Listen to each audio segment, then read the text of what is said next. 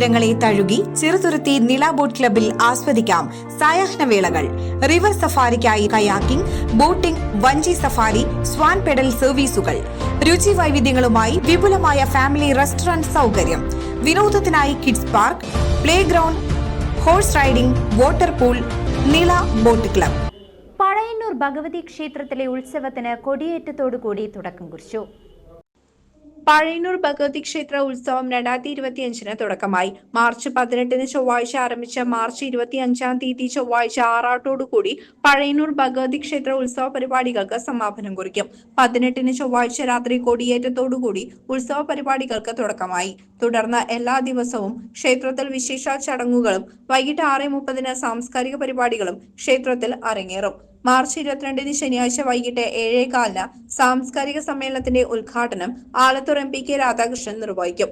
ഇതോടൊപ്പം തന്നെ tourism circuit at Chelakkara Thrissur എന്ന പദ്ധതിയുടെ സമർപ്പണവും വൻപ്രഭ പുരസ്കാര സമർപ്പണവും അദ്ദേഹം നിർവഹിക്കും. പഴയന്നൂർ ഭഗവതി ക്ഷേത്രത്തിൽ കൊടിയേറിയാണ് ഉത്സവത്തിന് 7 ദിവസം നീണ്ടു നിൽക്കുന്ന കലാപരിപാടികൾ 8-ാം ദിവസം ആറാട്ടോടുകൂടിയാണ് സമാപിക്കുന്നത്.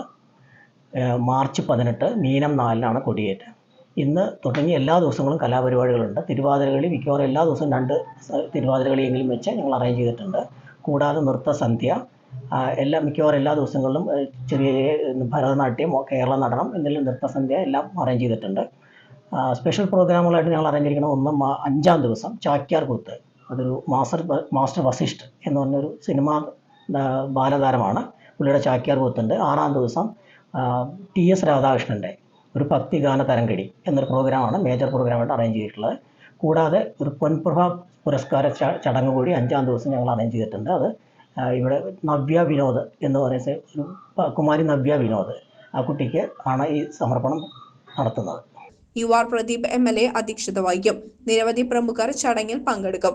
ഉത്സവത്തിന്റെ 2-ാം ദിവസമായ മാർച്ച് 19 ബുധനാഴ്ച മുതൽ ഉത്സവത്തിന്റെ 7-ാം ദിവസമായ മാർച്ച് 24 തിങ്കളാഴ്ച വരെ കാലത്ത് 11 മുതൽ 1 മണി വരെയായി വിവിധ ഭക്തജനങ്ങൾ സ്പോൺസർ ചെയ്യുന്ന പ്രസാദ കഞ്ഞി വിതരണവും ഉണ്ടായിരിക്കും.